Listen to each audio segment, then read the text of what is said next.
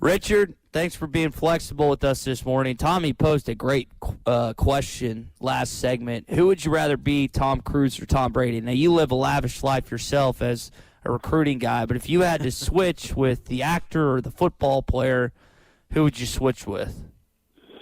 I'd probably go with Tom Brady just because, I don't have any association with any actors or I've never been in a play or anything like that. Maybe as a kid, but I can maybe relate a little bit because I actually threw a football once.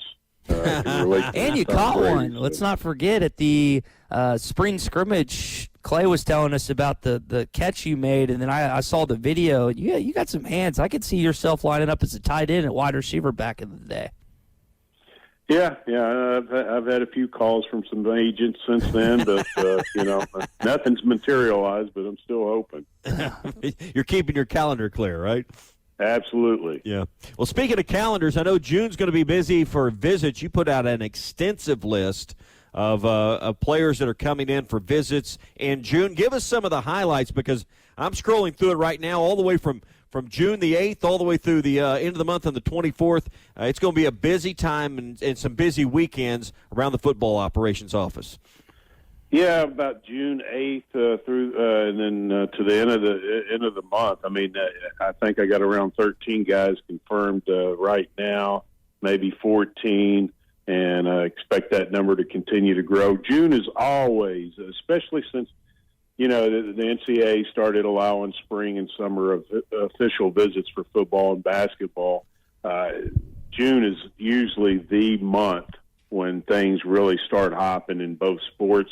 And then that's when you start seeing, especially in football, more commitments in that month and along with July, because a lot of kids try to get their commitments done before the start of their season. And then in basketball, you still have quite a few guys that still take fall visits. So you may not have as much activity as far as commitments in basketball as you do in football, but it is going to be a jam-packed month, along with with football camps, and then some weekends where the basketball coaches will be out on the road. So June will be just totally relentless. I'll probably take some time off in July. I don't blame you. I'm looking through this list that you've got of 13 or 14 athletes that are coming in. If I've counted right, here on my phone, I think 7 of them are either offensive or defensive linemen that are coming in. So that excites me because we know that's where you build a football team. Who amongst these linemen stand out to you, or who would be the biggest get in that group? Oh, that's a good question. We talked about him last week. Charles Jagnish, Jagush. Yeah. Good luck. I'm sorry. Yeah. Rock Island, Illinois. So. Yeah, he's according to On3.com, he's the number 1 offensive tackle in the country, number 7 overall prospect nationally, wow. A 5-star, and we talked about that as far as which position would Arkansas maybe possibly get a 5-star, and I do think offensive line is definitely one of them because of obviously Coach Pittman's record of, or just his reputation with offensive linemen. So he would be a really big get. Madden Sinker, he's another highly recruited offensive lineman from Georgia. List of offers from just the who's who of college football. He's a 4-star. He'll be coming in June.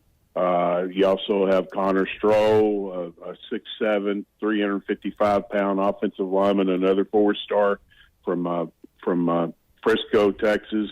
He'll be coming in, and then you got some receivers. You got a good mix, and I think we'll be adding quite a few more, like I said, as time goes on.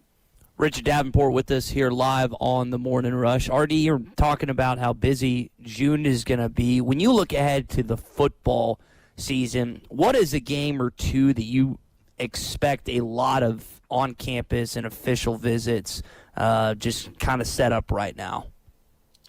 Yeah, obviously the Alabama game will have some. I mean, anytime a big game like that, kids, the coaches like to show off the atmosphere. LSU game, and sometimes it just depends on when a kid is looking to make a decision. You may bring him in on a weekend where maybe it's not the most attractive game because the kid's trying to make a decision quicker than others. So. It can vary, but most likely, a lot of times, it's the marquee games that the kids want to visit and the coaches want them to visit. So I saw this stat on 24/7 Sports, Richard, that when you look at the last 10 recruiting cycles, Mississippi, which has a lower amount of people in Arkansas population-wise, they had 80 four-star higher prospects. Arkansas had 28 during that time period. So my question to you would be, how does Sam Pittman continuously combat the fact that the recruiting rankings do not have Arkansas where it is relative to other schools they're competing against in the SEC? Yeah, I mean, that's the disadvantage that Arkansas has and will always have going forward is usually can have anywhere from 5 to 7, maybe upwards as 10 guys that can play on the SEC level each year. So about 2/3 of your class on average is going to have to come from out of state, and that's where you're going to have to make your hay. You get the guys in state, and then you have to work extremely hard to get some top caliber prospects from out of state. And that's the most difficult part about the Arkansas job. But with Coach Pittman, he's shown in the past that when he was at Arkansas before, he was able to get offensive linemen from out of state that were highly recruited and highly sought. And I tend to think that they're going to continue to do that, and they've already done that some. But I think it's going to continue to happen as the years go on, especially as the win column continues to go up. If it continues to go up, it becomes easier to recruit. Yeah. Richard, this morning we're in Branson getting ready for the American Cornhole last major event of the year. You can't help but think about Jordan Walsh, who played just up the road from here. His teammate or his future teammate, or however you want to label it, Anthony Black, I know it's listed by Paul Biancardi from ESPN, their national recruiting, as the most improved player in this last class. You wrote a piece on that this week. What stood out in Paul's mind and in your mind that made Anthony Black the most improved player in this class, a 5-star? You think about 5 stars, you don't think of improvement, but what stood out to get him that label? Well, something to consider. My first communication with Anthony was back when he was a sophomore. And what was that communication? Arkansas offered him a football scholarship. He was a receiver. Wow. So, and he had, at the time, he had 5 scholarship offers from football. He had 1 in basketball from North Texas. How crazy is that? So then he focuses on basketball, and the rest is history. That's why he went from maybe a 3-star guy to a 4-star guy to a 5-star guy in 2 years. And obviously he's got the offer list to show that he's a 5-star. But I mean, here's a guy that could potentially being a 6'6", 6'7" receiver. What would have happened if he just focused on football? But he focused on basketball. Now he's one of the top prospects in the nation, and that's why he's the most improved. Yeah, they're going to start, team practices or pickup games and amongst themselves, and then they'll have some as school begins. They'll have a brief amount of practice. Richard, I don't know how we get access to watching some of these games that the players will organize, and then some of those early practices that Muss will have. But can't you imagine Muss is chomping at the bit to just kind of see those guys and that chemistry start developing? That is going to be so fun because to be able to see a mixture of highly talented young men along with a mixture of some very impressive portal guys, along with a couple of guys that you already have on campus. Man, that is you could do a pay-per-view deal on that. I really think so. I mean, it's going to be exciting.